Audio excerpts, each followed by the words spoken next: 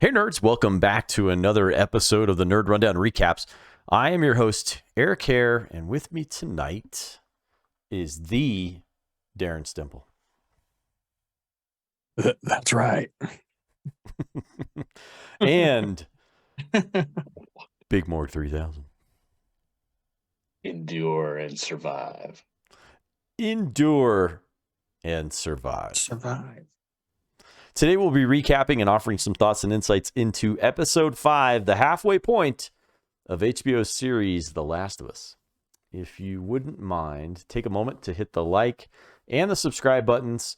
Check us out on all of our social medias. We got the TikToks, we got the Instagram, Twitters, and the YouTubes. So make sure you're checking those out. Sounds so old when you said I know. It's a series of tubes, man. That's all I know. The internet is a series of tubes.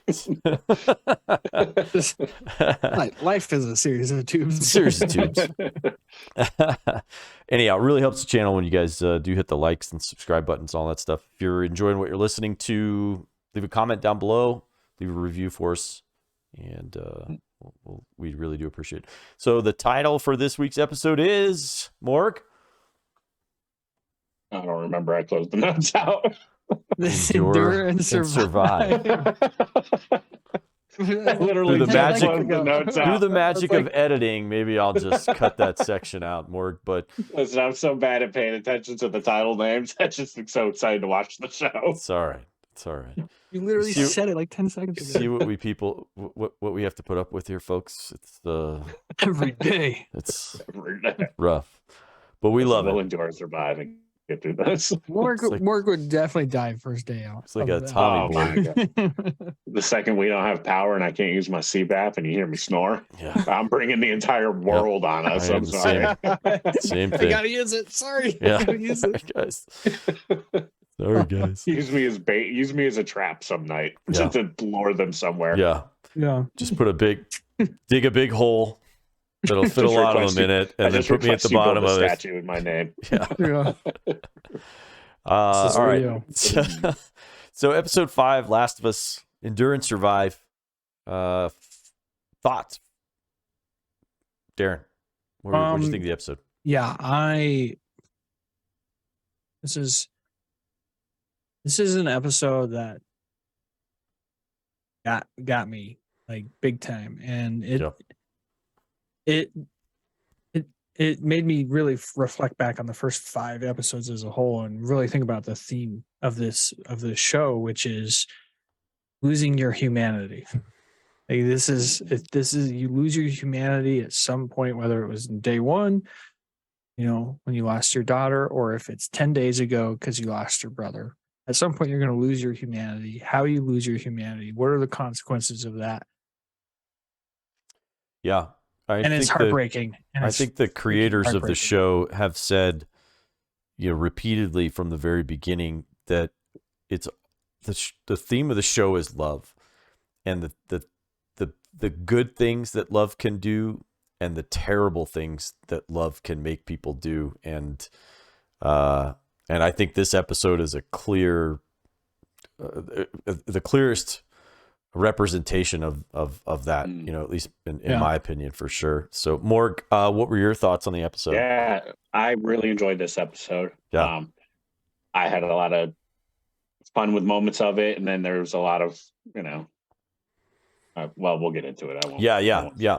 So, but it was good. No, it was good. Good. I have some minor gripes with it, and I'm sorry if we get well, you wouldn't be canceled, you but, if you didn't. we'll So, talk about it. I want So- you to be your authentic Morg self. So, yeah, remember, I'm coming from that game point of view. Yes. That's where I'm always coming from. So. Yeah, no, and I think that's great. I think The right in point of view. listening to the folks who do the show, I'm they gonna talk about there's what they places said, where too. they can take liberties, and there's places where they want to try and stay as faithful to the original, as they possibly can. But the show itself, when you play the game, they've talked about this repeatedly. When you play the game, you're playing the game from the point of view of Joel. So that's all you ever see is the point of view of Joel. And so the show allows you to see the point of view of other characters, Right. and really explore kind of and really dig into like who these characters are and all this. So, you know, so we start the episode basically going a little bit back in time, from the previous episode. So really episode 4 of the show, and this episode 5 are, you could really just put them together as one big long episode if you really wanted to, because they really do play within each other. And this kind of fills in some gaps from what you saw, but basically, you know, it hasn't been long that Kansas City has been liberated from Fedra, from what Fedra has done, and it's pretty clear. You know, for the first episode, we got to see what the Fedra quarantine zone in Boston was like, where there were the Fireflies and they were fighting back, but for the most part, it was a relatively peaceful place, it seemed like. And it seems like Kansas City was not that way, that the Fedra people running that were a lot more brutal and a lot more vicious and stuff. And so clearly there's been a coup that's taken place, and so the folks of Kansas City are now in charge, and they are taking out their frustrations on the Fedra people. So, and a lot of times this is what happens when you have these oppressive regimes, you know, even without a zombie apocalypse, you know, taking place, you have these, you know, like Gaddafi. Yeah, exactly. I mean, history's littered up with these, you know, people who rise up and they just kill their leaders, and they kill anybody that's attached to it, and they become exactly what they, you know, replaced. And so that's what's happened here. And so we get a really good look at the two characters that had, you know, kind of put guns to Ellie and Joel's head here. We get to meet Henry and we get to meet Sam. And I was a little surprised, you know, that they were as based on what Kathleen had said, you know, the big bad from the resistance folks. I was just expecting more from Henry and Sam. Like, I expected them to be like older, and I expected them to be like terrorists, like they did something awful, you know. And it's just like this older brother and his little brother, you know, it's like this older brother just trying to take care of his younger brother, you know, and who happens to be deaf, and, you know, they speak sign language to each other, and so I it was not what I expected. I just say that. But you know, so we kind of see them hiding in this. They're hiding with the doctor from the previous episode, the one that Kathleen shot. His name is Edelstein. But they're hanging out with them, and they're up in that attic that they again showed where he had drawn all over Sam had drawn all over the walls and stuff with crayons and all that. And we get to see why that happened and how long they were up there. They had food for about 10 or 11 days. And so, you know, we kind of start off the episode with Kathleen, and she's in this room with a bunch of informers, and she's cold. I mean, really, really, really cold. And this is where that love stuff comes in. We'll kind of dig into it a little bit later, because she goes further into like why she's so angry and why she's so focused on getting, you know, Henry. But really she's got a room full of people that she calls them informants. You know, they are folks that are, you know, kind of taking off. So Darren, this scene, how do you think it worked, you know, for her as like establishing her as like a character? Did you think it helped, or did you think that we needed to see that scene? Well, I think what we got from the previous episode was she's this female who seems kind of has some softness to her, maybe some, you know, middle America,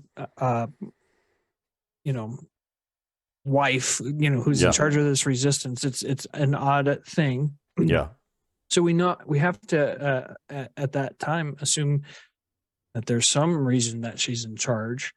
And so I think this was a good scene to establish that she was in charge, because she just ordered the murder of, you know, 25 people right there. Yeah.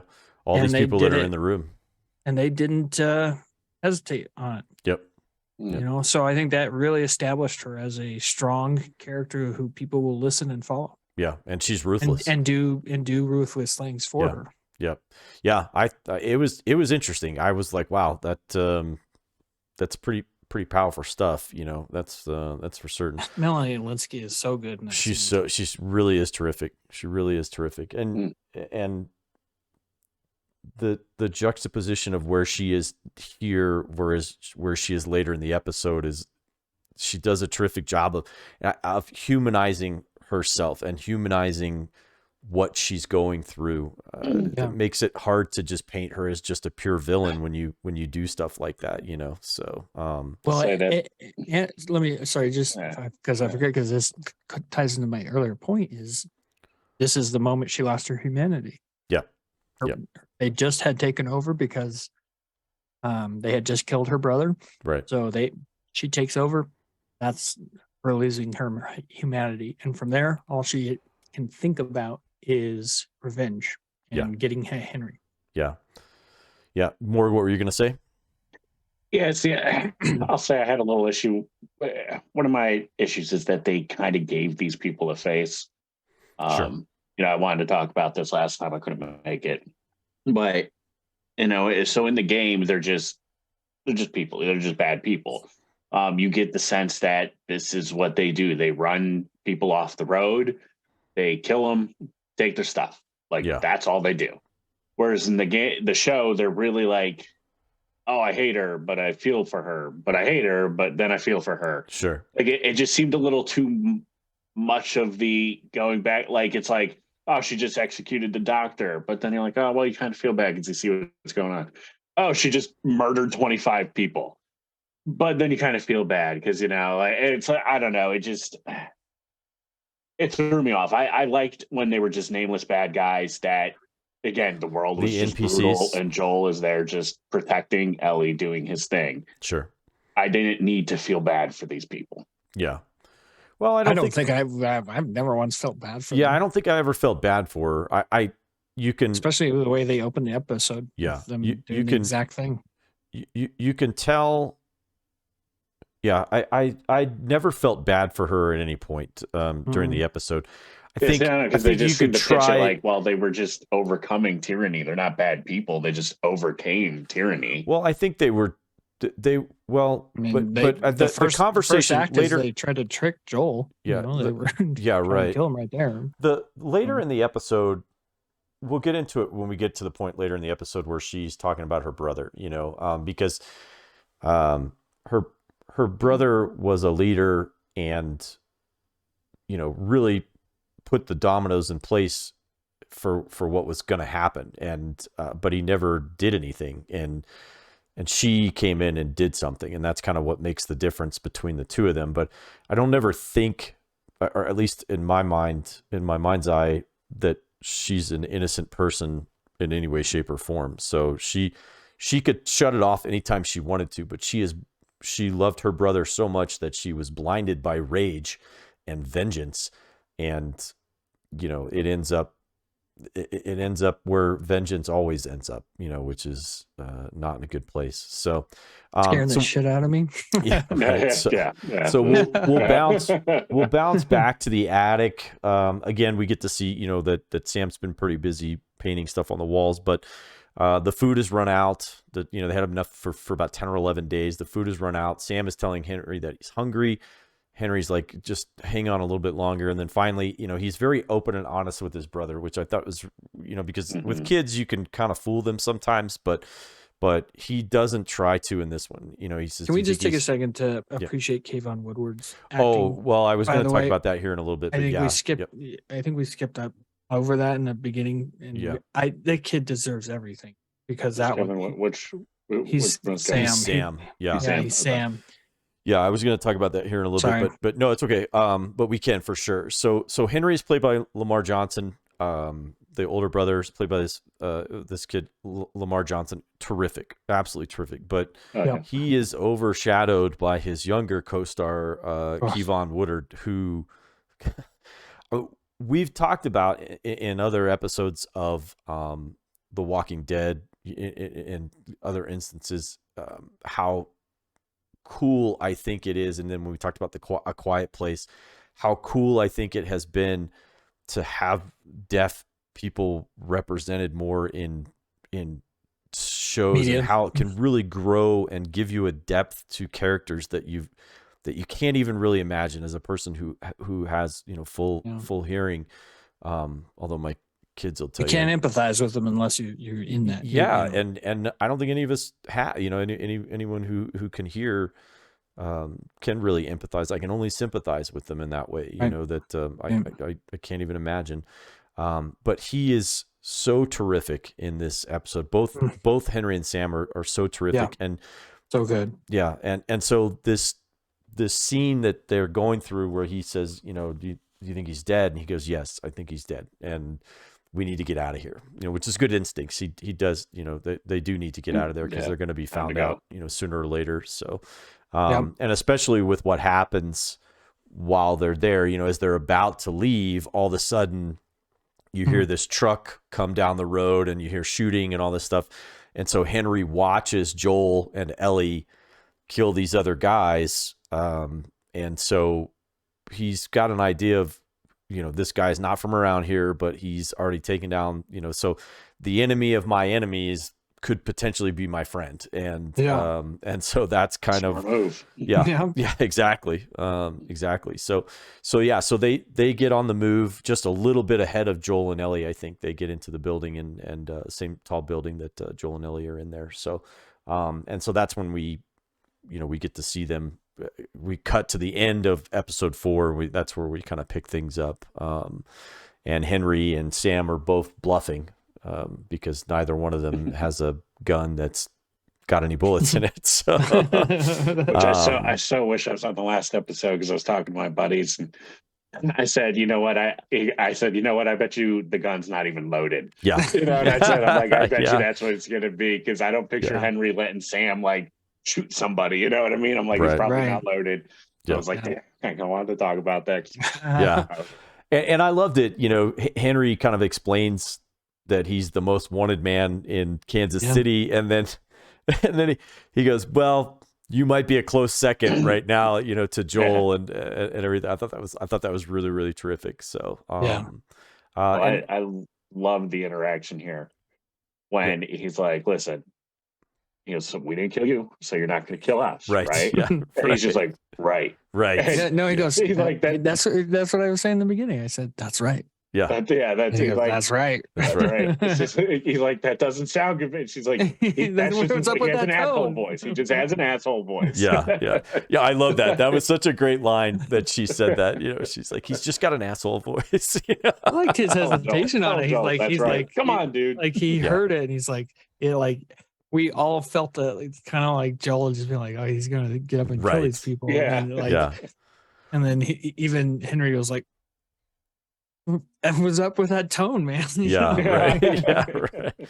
So, but you could see Sam and Ellie hit it off like right away, you know, and I think it's really cool to see the two of them, you know, even though he's not able to hear, they still kind of have a joking, and they kind of pair off with each other and leaving Henry and Joel to, you know, kind of talk about stuff and everything. And so he kind of Henry goes through this plan that he's got, you know, we need to get out of the city, you know, and it would be helpful if I know where to go and you know how to protect people, you know, or you know how to defend everything. So I think this is a good plan, you know, and he's like, I think this is the good plan. And so, so it's like, you know, I'll show you the way, you clear the way, that type of stuff.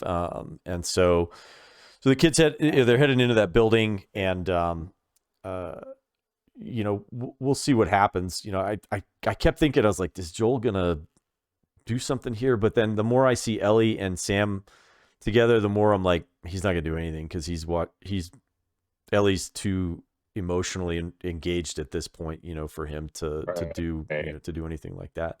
So they do what I think is the unthinkable, you know, but Sam, or I should say Henry, tells them that Fedra has driven all of the infected. Like everybody thinks the infected are underground, but Fedra, despite all the bad things that it has done for the people of Kansas City, one of the things that they were doing was keeping the infected out, because there are no infected anywhere in Kansas City that we've seen up until this point. Right. So, we're not seeing anything. So clearly Fedra has been doing a good job of that. Well, it's been 10 or 11 days since Fedra fell, and guess who hasn't been doing their job and doesn't really know that this job was being done, because it turns out leadership is actually really hard, Yeah.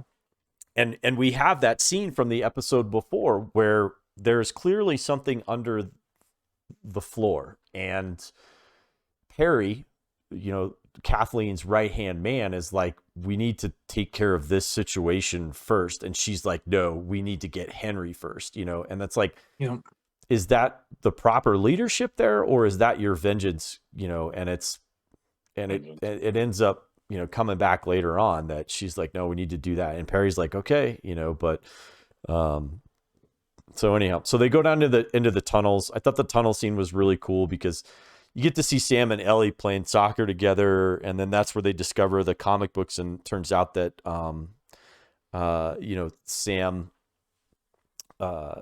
Sam and Ellie read the same comic book. And one of the lines from that is the endure and survive. And so Sam teaches Ellie how to say endure and survive in American Sign Language, which was really, really cool.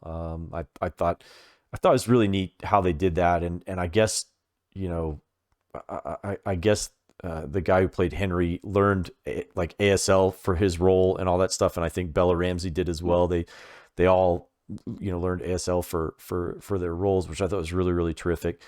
So they're playing and doing all that stuff. And then we hear Henry kind of confess to Joel that the reason why he's the most wanted man, he says, I've never killed anybody. In fact, the closest I've come to violence is pointing an unloaded gun at you, and that was pretty much it. So, but he says that, my brother was diagnosed with leukemia and I didn't know what else to do, so I did what I was. And again, this comes back to the love.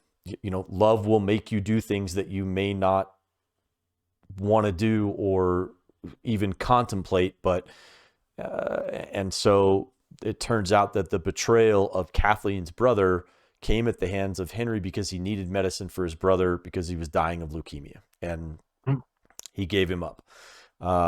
So in order to get the medicine to save Henry, he had to trade something, and he traded the whereabouts of Kathleen's brother. And so that's where, Fedra grabbed him and everything. And he feels bad about it, like it's clear he doesn't feel good about that decision, but what do you do in that situation? I mean, Morg, you're in that situation. Yeah. I mean, I'm picking my kid every time. Right. I mean, what I mean? Yeah. Like, I'm sorry. That's just what I'm always going to pick my kid no matter what.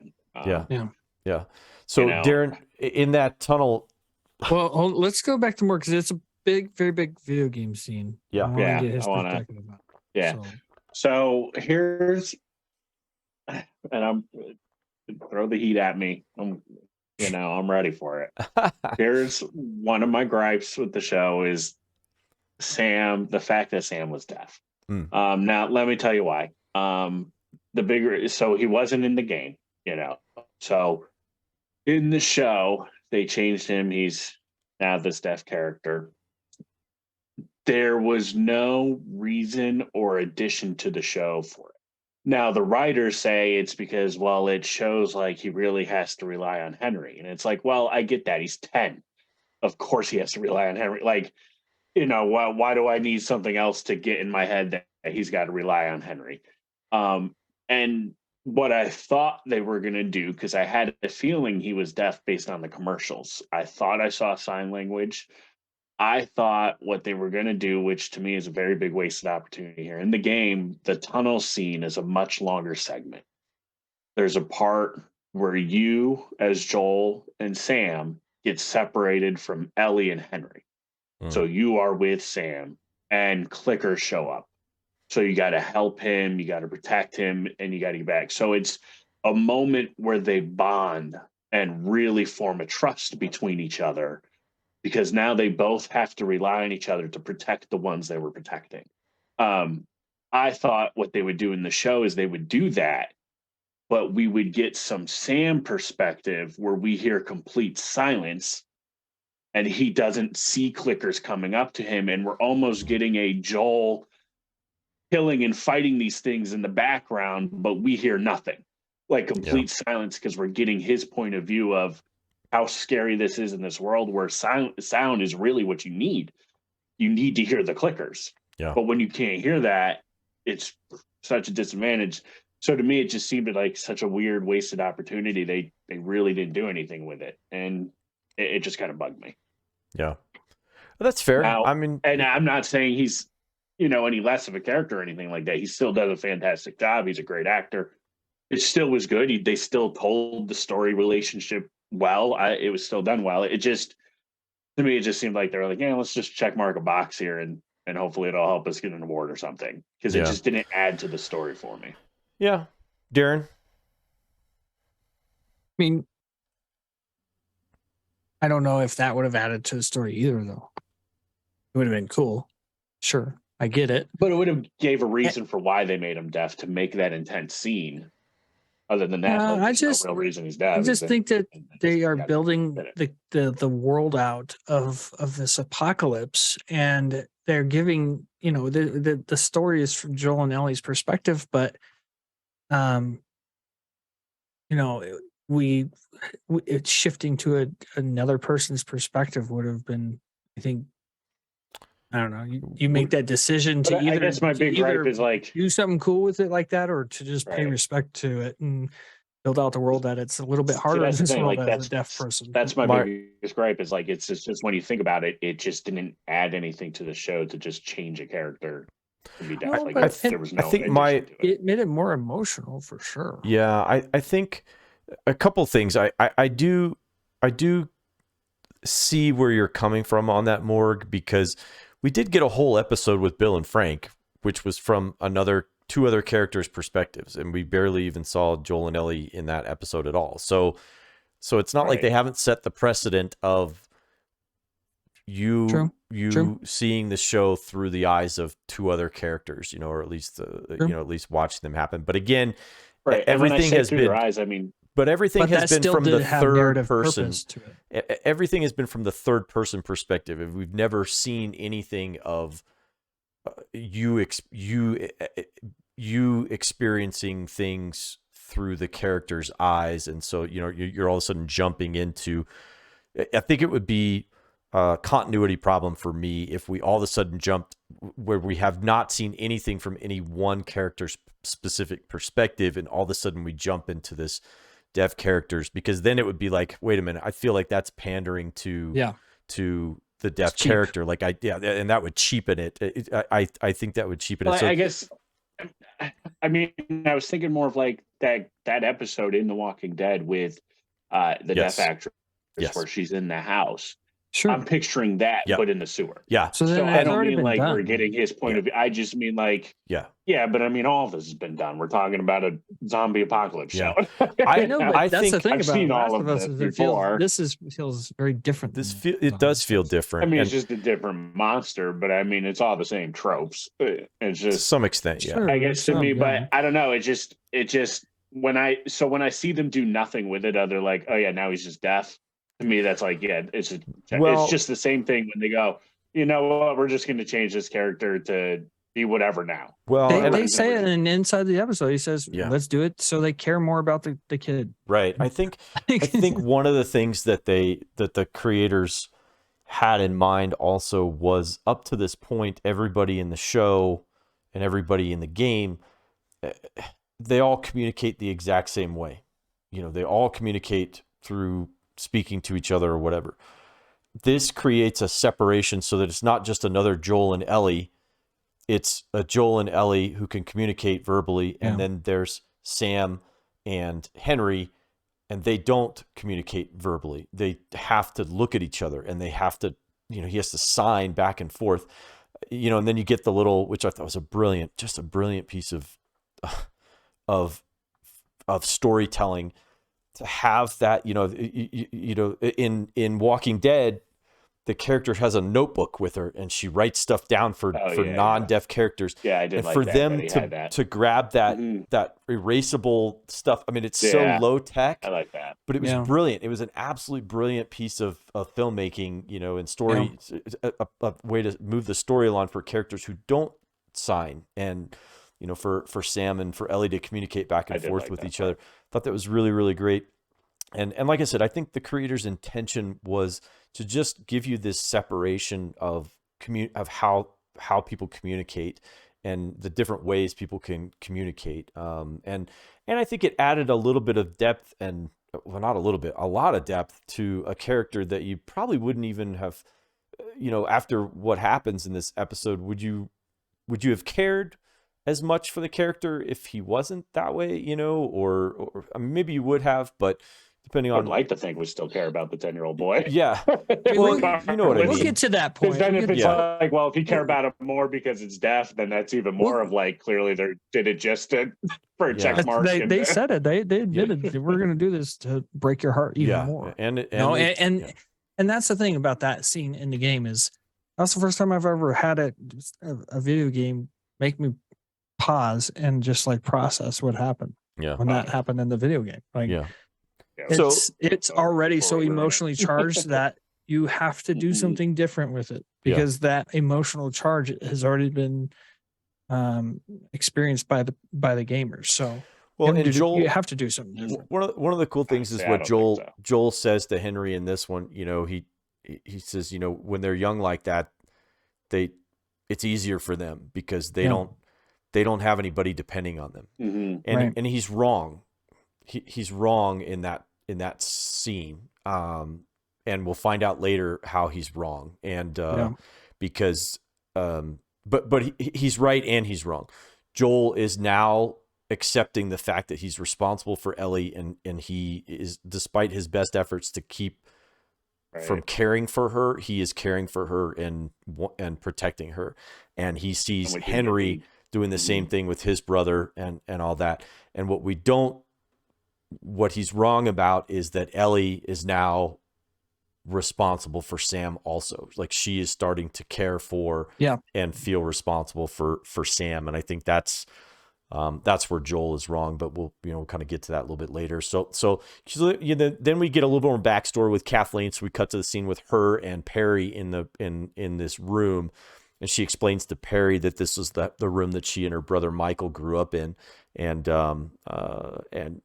she through this story, and again, God, she's so good. She's so good. In this whole scene, she's Melanie Linsky. She's just so good about this, where she talks about how her brother protected her, and she was so scared. At times, like when storms would come through, and he, would take such good care of her and all that stuff. And so you really see that her love for her brother, like she idolized her brother, and her brother even tells her after he's been arrested and, knows that she's going to be the one to take over for him. She says, he tells her, don't fall into the vengeance trap. Like, don't just forgive. Have forgiveness. Yeah. You have to have forgiveness. You have to, don't go after Henry, and she clearly doesn't, after he's killed, her want for revenge is so deep that she can't see anything outside of it. And Perry, the guy that's there, and he's the one who actually voiced Tommy in the game. I think we talked about that last week, but Perry, who was just a terrific, Jeffrey Pierce just did a terrific job in that role. I mean, gosh, he doesn't say much, but his presence in this is really, really terrific. And I wanted to see more of that character. What a voice. Yeah. What a voice. He looks like a badass Will Forte.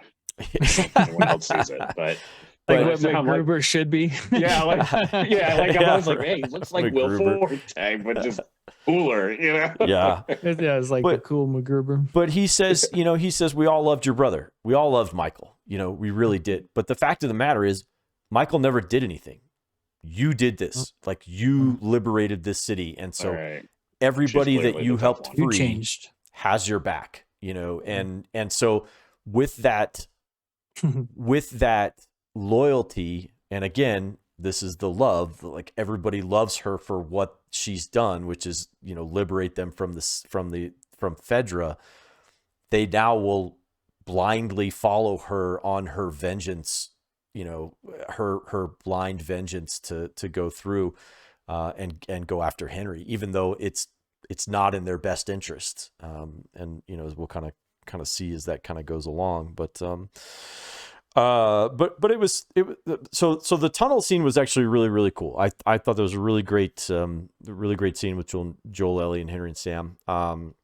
You know, and they kind of come out on the other side of town and move into this little neighborhood. And so I have not played the game, but the sniper scene I thought was really great. And from my rudimentary understanding that is a full on scene from the game, except it happens a little bit differently. But I loved that Joel says, "Stay right here and don't move. The guy's a terrible shot, and you'll be fine." You know, it's dark and he has shit aim. Yeah, exactly. Dark and he has shit aim. Yeah. So just stay right where you are, and you know, and of course Ellie's like, he's gonna shoot us, and he's like, I don't think so. You know, like I'll get to him before that happens. You know, and so Joel moves on this, because they basically are going down this, I would say a cul-de-sac, but it's definitely like it might have been a cul-de-sac, I guess, or whatever, that they're kind of going down, or like an a L, something like yeah, that. it was like an L, you know. So this, they're headed down this road that has a bunch of cars, you know, abandoned cars all over the place, and this house at the very end of the street. There is someone in the top window taking shots at them.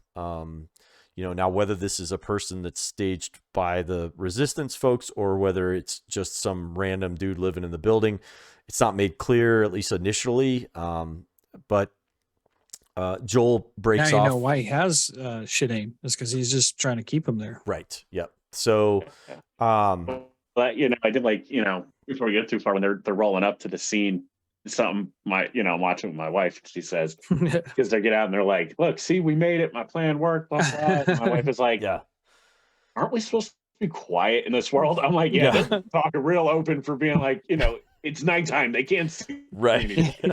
You know, like, I don't care if you think clickers are there or not. You shut up. Yeah. But a funny part was Ellie, you know, was like, "Yeah, we're going to Montana." And Joel just instantly whips his head around Wyoming, and whips his head around and looks at her. And you know, I love that, because you see that like Joel is still like, well, no, you don't tell people, like, right? You don't tell people. No, Ellie, no. Like, her Joel voice like, is so funny. It's like operational security. Like, what are you doing? Like, the first. I love that. She's like, "Yeah, I'm gonna ask." He's gonna be like, "Ellie, we can't do that." Right? Yeah. Keep asking and asking. A million times. Yeah. Yeah, a million times. Yeah, and so Joel breaks away. So Morg, as the resident game player, how did the scene play out versus how it plays out in the game? Yeah, this was very similar. So in the game, it's daytime. When you hit this little area, you get sniped at, you take cover. Now, in the game, as you're going through the side, there are more people. So there's more of this militia, whatever you want to call them, that you're dealing with as you're getting to the sniper, because, you know, they got to add more to it because you're playing a game. Yeah. Before you get to the sniper. Now, once you get to the sniper, it's not, you know, a little touching moment here of like, come on, don't mess up. It's you just brutally murder the man. You know, the man. There's no hesitation in the game. And then it's kind of similar. You know, I won't go too far into it. You know, but it is very similar. You know, that's what you do. He sneaks around and he takes out the sniper. Yeah, it was. Pretty I will say, so that little touching moment is. You can see Joel's humanity coming back. I was going to say, to talk about that scene, because there's a hesitation there from Joel, but then there's also, on the flip side, the guy who's the shooter. So kind of talk about that a little bit, just how Joel reacts to that, because he gets in there, he gets the drop on the guy, you know. Yeah, he gets the drop, and he's like, "Please, just do this one thing. Just throw the gun over to me, stay here for an It's an hour. elderly That's all you guy. have to do, please. It's like he's pleading with him, so he doesn't have to kill him. He's like, don't make me do it. Yeah. Yeah. Yeah. You know, I don't know if that's because he's an old man and he just doesn't want to kill an old man, Yeah. or he just doesn't want to kill anymore. You know, after 20 years of killing, he's starting to wear on him. And, but it's because Ellie is starting to bring life back to Joel. And so he's starting to regain some of his humanity. And so he's not wanting to kill because of it. So and I think that was really great. I think he's hoping in that scene too. Like, listen, like, hey, I get it. You shot at us. Yep. You think we're somebody coming into your home. Listen, put it down. We're just passing through. You know, like let's just not kill. There's no need for it. Yeah. Right. And that's when we the guy does not again listening listening to we get the radio call. Yeah, then you get the radio call. But in listening to the creators, you know, this is a suicide by cop situation where this guy he's an old guy. You know, he's like, this is an honorable way to go out. You know, like I'll just have this guy. Yeah, I'll do the sniper stuff, and then if the guy gets me, he gets me, and sure enough, the guy gets me. You know, and so that's I think he was probably, you know, after 20 some years was probably just ready to go. You know, and this was a way that he was going to die quickly, and so Joel has to take him down, you know, as much as he's reluctantly wants to do it, he does. But we do hear the radio call over, and it's Kathleen's voice. And, you know, then you very quickly see coming down the road.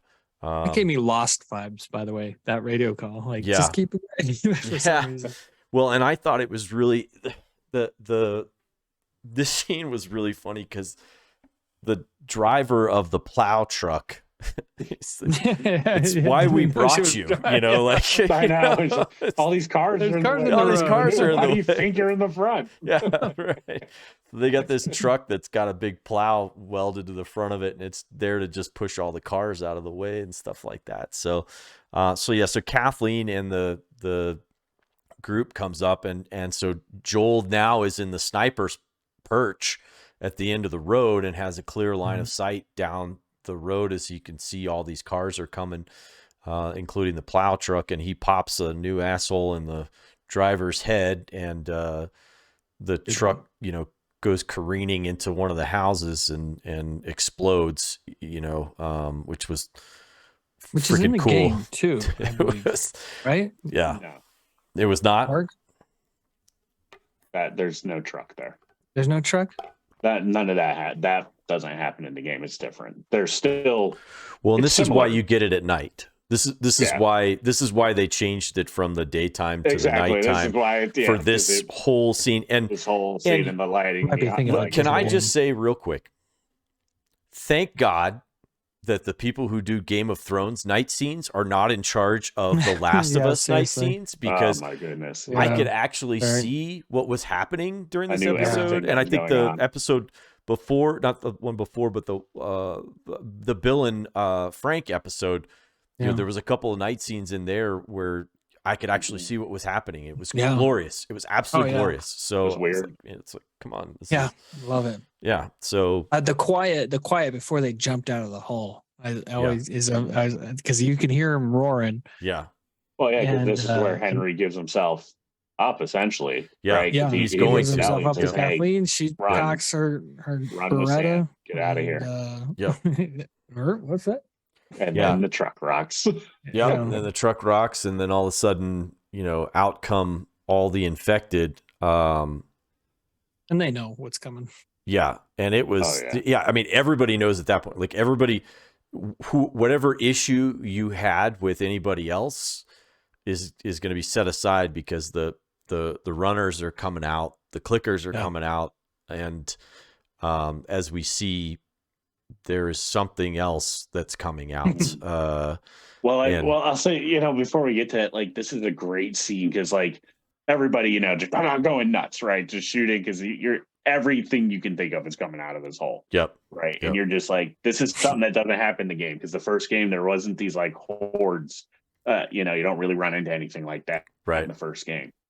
So they're just piling out, running like crazy. Yep. And you see what's his name protecting Kathleen. He's like immediately puts her behind. You know, he's doing a soldier job. And Perry. Yeah. And you see Ellie on the ground crawling, and this is such an awesome thing because Joel is like, well, I'm going to do what I can up here and protect you. Yep. And he's watching her, and like he sees her look at the car. So he knows, all right, she's going for the car. Yep. And he starts He clears away. Yep. Which I thought was great to see how they're getting. They're starting to work together. Yep. Yeah. Yep. And she gets in the car, which leads to an awful. Well, and this is 5 minutes of this is 5 minutes of zombie glory. You know, like this was just you know, but it was terrifying. It was terrifying, you know, because as we alluded to earlier in the show, you know, Henry had said Fedra drove all the infected underground, but the tunnels are clear. So where exactly these guys are, you know, nobody really knows. But clearly in this scene, it's like, well, they're right below that house, and you know, when the truck blows up, it opens up a hole for all those things to come out. And they're all connected too, right? Like it's not communicated. Yeah, they could have came from across the county line. You know? Right. Yeah. So Kathleen's army starts to get consumed. Okay, so bloater. We got to talk bloater. Yeah. Well, the army comes out, and then something. Something even bigger. Actually, non-gamer perspective. Yeah. You go for that thing came out. What did you think? Yeah. When at first I looked at Stacy and I was like, holy shit, what the F is that thing? You know, and I was like, oh my God.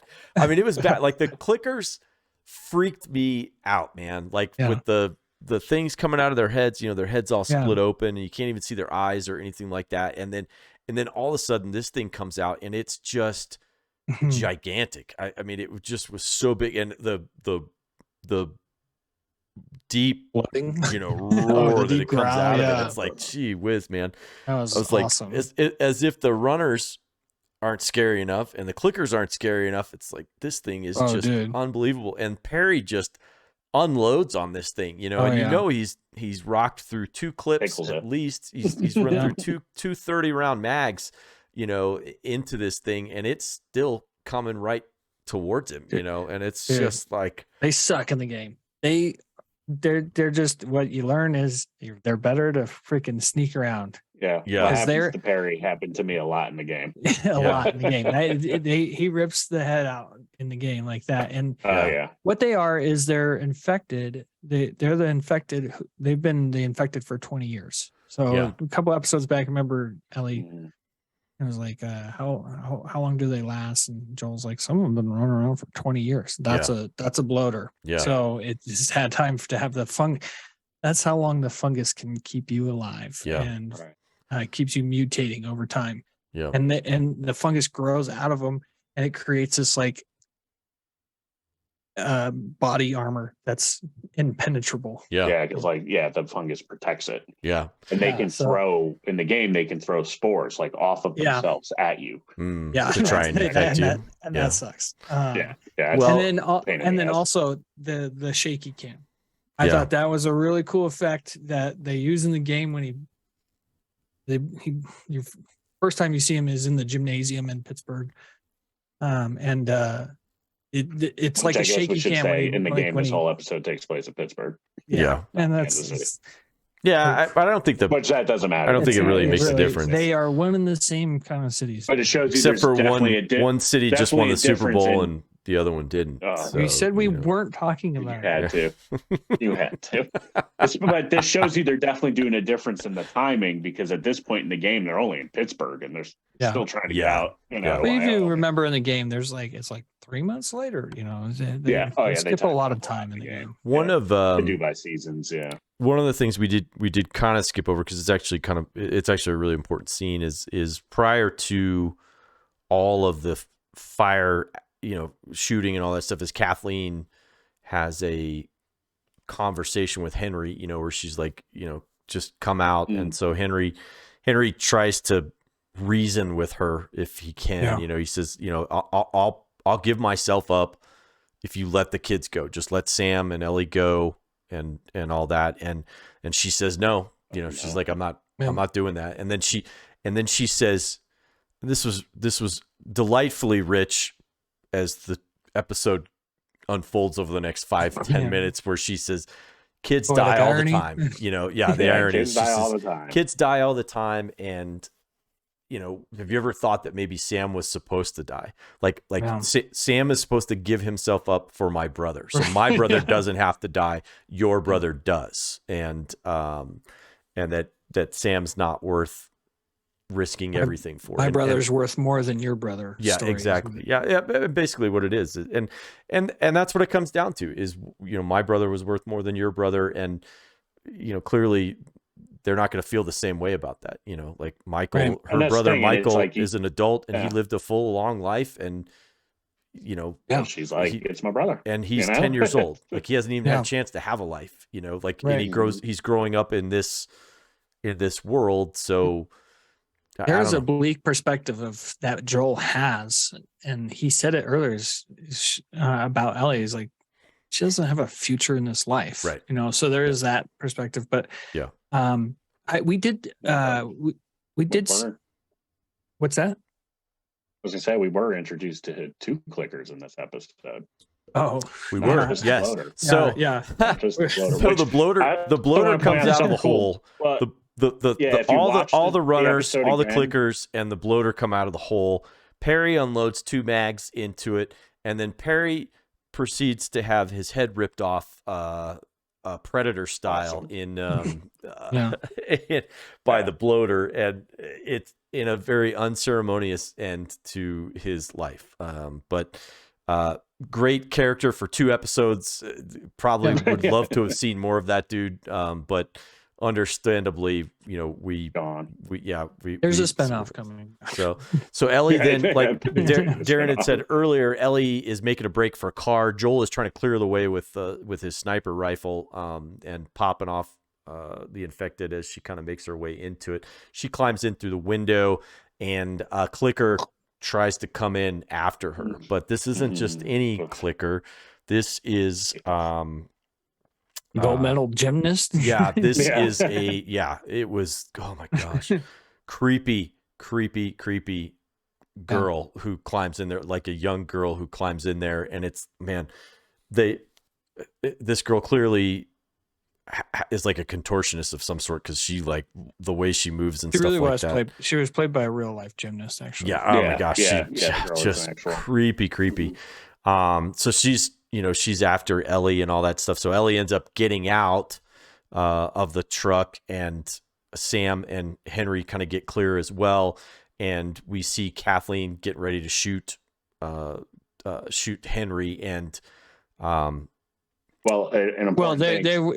It's a very got out of the important thing. van. Yeah. There's a very important thing, because she sees Sam and Henry stuck under a vehicle as 2 clickers are trying to get them, and she runs over, and Right. Joel sees, like, again, they lock eyes. Yep. He knows she's going for it. But Yep. you know, I want to point out too, a great thing you notice if you watch it again, when you hear the bloater coming, watch Joel's reaction when they show him reloading and getting ready. He is shaking because he's scared. Really? 'Cause Okay. he knows what's coming. You see him, and he's like, his hands shaking as he's trying to reload because he knows what's coming. It's a great little moment. But you see Interesting. true Okay. fear in Joel's eyes of, like, oh shit. Well, you know what's Interesting. great about that is Craig Mazin in the Inside the Episode we talked about. He's like, we wanted to show how humanity lost, so we were going to throw like the kitchen sink at everybody here Yeah. and make you think like this is the end of the episode. Yeah. No, it is not the end of the episode. Yeah. Right, 'cause So we get anyhow, great the moment with Kathleen. yeah, the clicker, so Kathleen's getting ready to kill Henry, and the clicker that was after the little kid, because kids die all the time. Yeah. The little girl that was after Ellie in the truck comes into the scene, and she jumps on Kathleen, and it's lights Brutal. out for Kathleen. And frankly, as all the infected just start running back towards the city, bye Kansas City. yeah, Kansas City's gone shut because up and quit celebrating. Yep. Yeah. There's You better hurry up and celebrate the Super Bowl. yeah, right. That's what happens. That's what happens when the world ends before the movie Trolls comes out. You would know not to have a party when you need to be quiet. Yeah. But goes from what? Word? I was gonna say that child zombie is a stalker, is Oh, what yeah. that one is known as. Oh, so they okay. can Yeah. still kind of see. and they will hunt you. They actually kind of hunt you down and will chase you. So that's why the girl kept coming after them more than any of them, because she was hunting Ellie down, and then Kathleen was kind of an opportunity. You can sneak around clickers, dude. Stalkers are way tougher. Yeah, they hunt you. Especially in the second game, they're awful. That sounds scary as all get out. For Kathleen, it went from poetic irony to poetic justice. And that was well, and like we said earlier, like we said earlier in the show, the vengeance, if she had listened to Perry, they probably would have been able to keep this thing under control, and then could have gotten Henry when they needed to.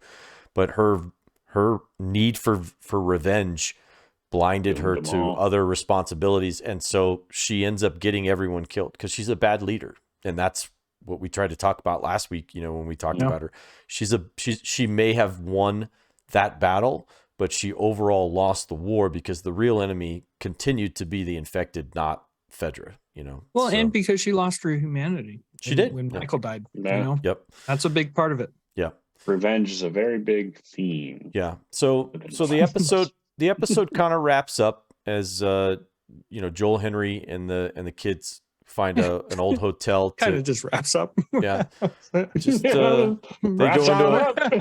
into a hotel. Nothing else happened, right? They go into a hotel and kind of licking their wounds from everything, if you will, and no pun intended. No, so they definitely show you how to spread disease in this. They're ready to go.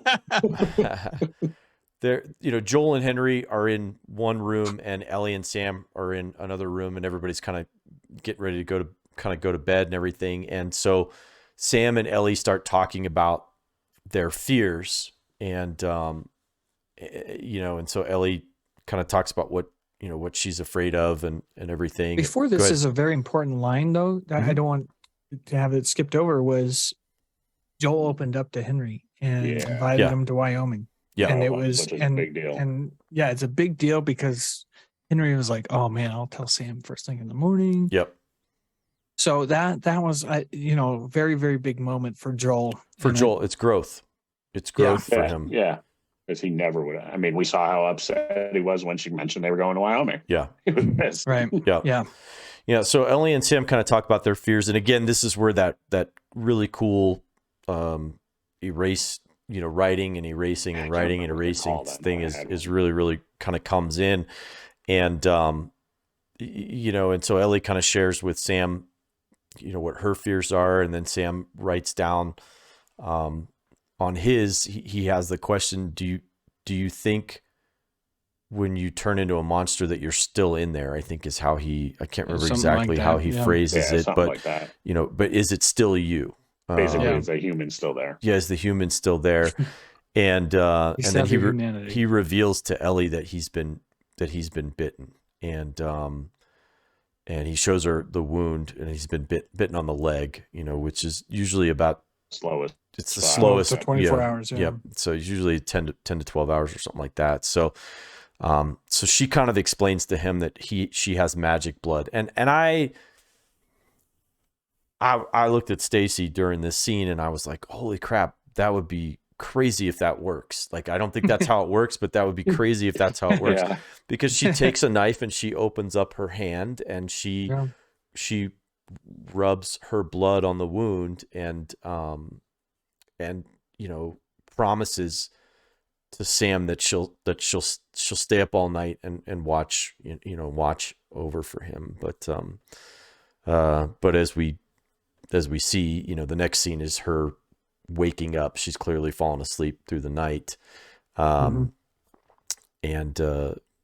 this is another cool part, I think, with the deaf stuff. We saw in the very first episode where, the grandmother had Parkinson's or something that was preventing her from being able to move very well. But once the fungus took over, she was able to she was able to do whatever she wanted. Like the fungus took over whatever cognitive function that was missing from her. It replaced it with its own and was able to do it. Sam, however, is sitting on the bench, and it looks like, or sitting on the bed. It looks like he's already awakened, earlier or whatever. He stayed up all night, but his back is turned to us, and so I did not expect this. I really didn't. So I mean, those of you who played the game, I guess, or whatever, and like you said, it was a little bit different, but he can't hear because the biological connections are physically not there, or they're damaged in some way that he can't hear. So he is still looking in that direction, and she comes around the side, and he, you can see his face, and he's clearly infected, and then he attacks her, and comes after her, and she like comes busting out of the room, and Joel and Henry are standing there, and the gun is right there, and Henry grabs the gun very quickly and shoots. I think he shoots the ground first, right? Isn't there? Yeah, he shoots to get Joel back a little bit. Yeah, he right, shoots Joel obviously goes to rally. And then he instinctually, I think, just to save Ellie, just shoots and kills his brother, shoots Sam in the head and kills him. And then, oh my gosh, man, just like, if that's not bad enough, like you just had to kill a 10-year-old boy, I mean, granted he's a deaf boy, but just a 10-year-old boy. If that's not painful enough, Henry's like, what did I do? Like he's trying to figure out, what did I do? Like, and again, this is a person who's freely admitted that he's never killed anybody in his life. He's never done a violent thing in his life. And so first kill is his 10-year-old brother. Exactly. And you can see it's just, the emotion is overwhelming for him in this scene. He's not only has he had to kill someone, he's killed his brother, and person he loves the most in the world. His purpose. It really truly is, and this is an interesting good one, Morg. This is an interesting comparison. That's actually a really good point. It's interesting because of Joel's situation with his daughter. He didn't kill her, but he could have made that same decision that Henry kind of makes in this moment, where he's just like, he could have just given up, but he didn't. He just he's a survivor. He kind of pushes on, but Henry's not, and so Henry takes the gun, even though Joel is begging him, just give me the gun, because he can see it, he can see Henry falling apart, right in front of him. And I think the guilt of him, having to take his own brother's life is just too much. And so he turns the gun on himself and shoots himself. And, man, that was tough, man. That was really, really, really tough. Yeah, it's very brutal. That moment in the game, I've said this before, but it is something that just, it was, there was some shocking shit that happened in the game up to this point, but this was the first time where it was like, I feel emotionally messed up right now. You really felt it. Yeah. You're like, holy crap. And I knew this was coming. And the things that they did to make it different, I was a mess. And I watched it twice because it came out Friday night, and I watched it by myself. And so I did the exact same thing. I watched it Friday alone, and then I had to watch it Saturday with Deanna. So we watched. It's funny because, like, I'm glad I watched it once, because then the second time I watched it, I got to watch it just staring at her.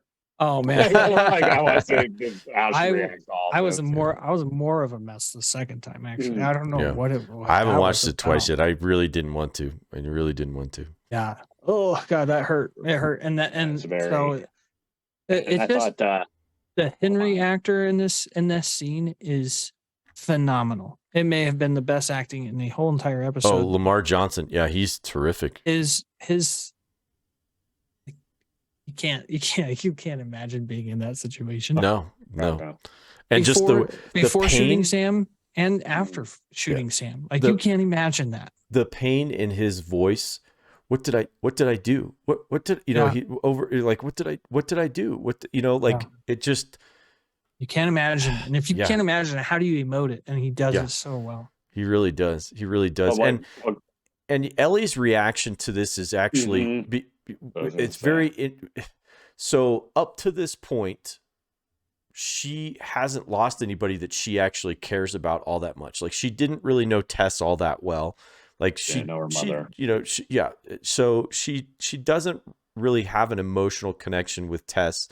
And so this is the first person, at least that we've seen so far in the series, her lose that she actually cares for. And so she loses two of them. And it's horrifying to her because if you remember that first kill that she witnesses Joel beat that dude to death, she's like excited about it, and like all the other kills, with the exception of the one where, the guy was, that Joel stabbed in the, when they crashed the truck and everything, the guy that she shot, like none of these kills have impacted her in any way, shape or form, like from an emotional perspective, like other than maybe excitement, that we've seen. So this is the first person that she did cry last week. She did because she shot that guy. But it was very brief and she wiped the tears away very, very quickly. So, but nothing, the emotional impact was nothing like what she saw with Henry. That and with guttural like sound she released when he self deletes, like, I think this was the best she's done. Oh, hands down. Great hands job. down. Yeah. Top to bottom. Yeah, like I can't even like do like just it sound like it was just so believable. Like like so like a like believable sound of just like a reaction, like right, shock and like horror, right? Well, and so like her reaction to it when she has this, and like I said, we talked about this earlier about Joel being wrong, how they have it easy because they don't have anybody depending on him. Sam was depending on her, she was trying to take care of him and she's lost him. So it's not to her for sure. It's impacted her, and one of the things that, the very next scene is, if it was just Joel on this and without Ellie, Joel just moves on. But because of Ellie, he buries them. The two of them bury Henry and Sam in a grave, and she leaves a note on that erasable thing that just says, "I'm sorry," and I think she truly did believe that her blood would save him, and I think she feels guilty, of course. And it was such a very like kid thing too. Like you can see a kid doing that, like, oh well, my blood's good here. This will help you. Right. You know what I mean? My blood's magic. I'm cured. I was, and this is totally how it works. Right. Like it's like I just got to mix your blood. And I it's think heartbreaking the way she's like kind of motherly to him, the way she, pats it down and just the way she comforts him, and it's which that kid was taking that like a champ. Yep. I feel like if you rub a wound like that on me, I'm gonna be screaming. I know, right? I think it was like, whatever. Seriously. I think she, she truly was trying to mother and take care of him, or if you will.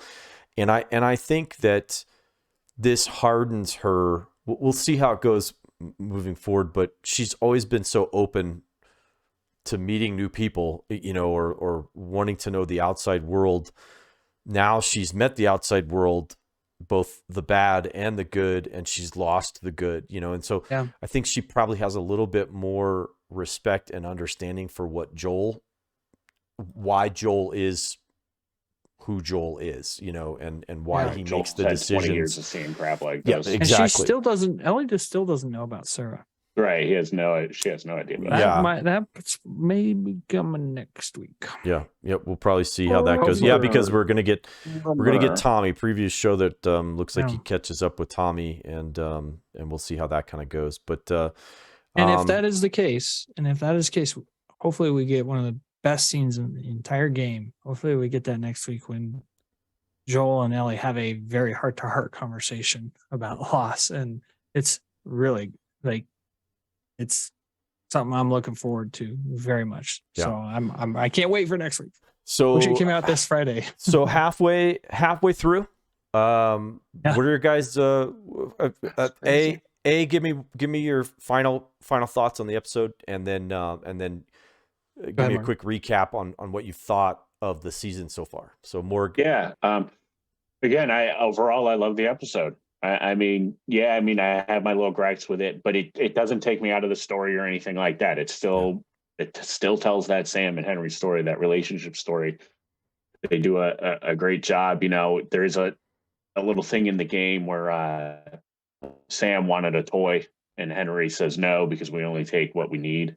And Ellie actually picks up the toy and gives it to him at the hotel. And she never finds out he was bit until, you know, it's the morning and it's too late. But you know, the very next thing is you actually do get to play as Ellie for a second. And the very next thing after that, and if you open up her book bag, she has the toy in there. She keeps it, and it's, you know, it's just another little, and there's something in the second game. But so no, I thought this was great. I think this is going to hit her hard, and I think they're going to show that, and I think they'll do it well. I'm excited to see the next episode and what overall, what are your impressions of the season to this point?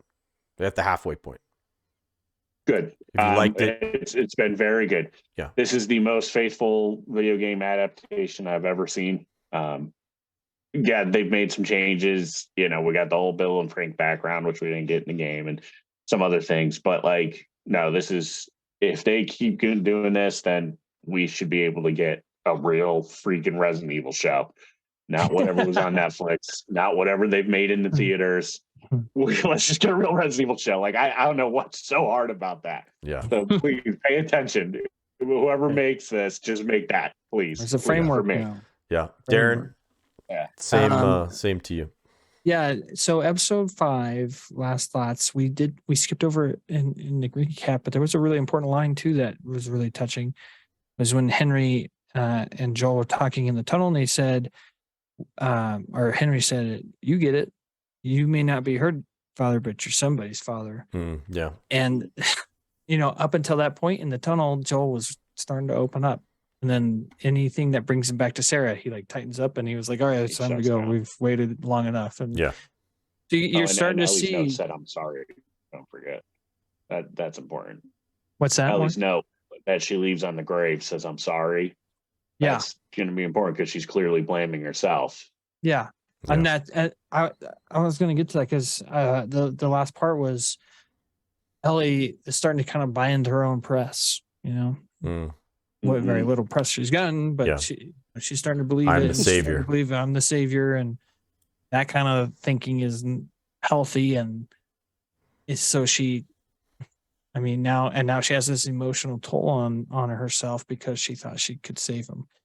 And so she has this regret and leaves the I'm sorry note on the grave. And it's just now she's going to start tightening up too. And she learns that from Joel. Yeah. And then she starts understanding though why Joel is that way. So really great writing there with that narrative. I love watching it, and it's like, you wait. You know, like, it's just like, oh. Well, and this is one episode. This is one episode I was really excited to get to. Just as because I just will never forget the first time I saw that video. I was hoping they would do it justice, and they did. That's what I absolutely did it justice. The actor who played Henry, he always had his eyes always looked watery, so he's always looked emotional, and like I don't know if that like made it worse. Yeah, Lamar Johnson is his name. Lamar Johnson. I hope he gets more work because he was great. He really was. And then Keivonn Woodard, like, write more. He'll get more work. Write more stories for him, please, because he is just amazing. And honestly, top to bottom, I'll just chime in real quick. Top to bottom, Melanie Linsky, terrific. Keivonn Woodard, terrific. Lamar Johnson, terrific. You know, like, and even. Morgan Santa, terrific. even Perry, Jeffrey Pierce, you know, Pierce, just there. Great acting. In addition to Bella Ramsey's probably best episode, it was all of them were firing. The worst performance, and it wasn't even terrible, was probably Pedro Pascal's Joel. Like, he didn't have didn't have much to do. I mean, other than shooting the gun. But it was an episode for a bunch of people to shine, and they all did. He did go from no in general people miss a lot to not missing like anything for a second there. Yeah. So like, no, it generally did miss a remind me lot. a little bit. 20 zombies dead in one shot. Yeah.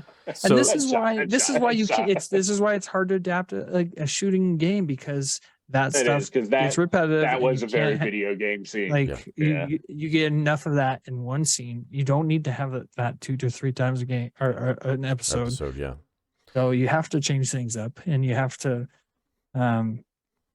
you still have to pay homage, and they did that. Yeah. And for the first half, I'm grade, excited to see. Yeah. For my first half grade, I would put it at about 9. Yeah. For me. Yeah, It's I hit agree. every note. Hit every note. I agree. I mean, and I the keep only telling people to thing watch that- it. Anybody I talk to, I'm like, hey, if you're not watching The Last of Us, you need to be watching The Last of Us. My only gripe is I want a little more sneaking. That's it. A little more stealth. Yeah. Yeah. Yep. Because that's the tense. That was what we got in episode 2, and that was super tense. So I do want a little more Joel effing people up. yeah, I would like to see Joel have some heavy episodes. Some of that I think brutal we'll probably from the game, like real effing them We'll up. probably see that kind of coming up. I think we're going to get a little more backstory into Ellie. With what's coming. There's clearly something in I hope we get backstory to Joel, because we have not gotten anything. Yeah, I think this episode here will about probably why, give us a where's lot Sarah's mom. Yeah, we I don't think know we'll get a anything. lot of backstory for Joel on this next episode. The reuniting with Tommy, and then we still have an Ellie backstory to come. I feel like that's coming. There's something that's going to happen in episode 8. Oh, okay. I do know that. Was it 8? Was 7 or 8? Right. They confirmed it was episode 8. Yeah, I'm excited to see what they do with Tommy, because like in the game, Joel is not trying to get to Tommy like he is in the show. As far as like in the very beginning. Yeah. So I'm interested to see how they do that dynamic. I'm hoping we get to see Joel's excellent method of getting information. Like there's a lot that I'm still very hopeful. There's certain things I really hope they hit on, and I'm confident they will. Have David to go. That sounds pretty ominous. Troy Baker's coming up. All right. Who played Joel? He's coming up in an episode. Endure and Survive. That's the that's the name of the episode. If you haven't watched it, watch it. Leave comments down below. On watching the show. Don't need to after listening to this. Yeah, we go through just about everything, but it's so good, and I just love. So good. I love everything about it. So I'm glad you're enjoying it. Really, like I'm loving it. I know. We've been talking about it, and it's something after that it's even over, Stacy loves it. Yeah, Banana loves it. Yep, it's really. Well, everybody I talk to that doesn't play the games are like, I love this show. It's amazing. Yeah, I mean, I think that they've done Craig Mazin and Neil Druckmann have really put together a good series for non-gamers to get into this and really appreciate the story, these characters, and the world that they built. So we've been truly blessed, from the beginning of this thing. So I'm looking forward to more.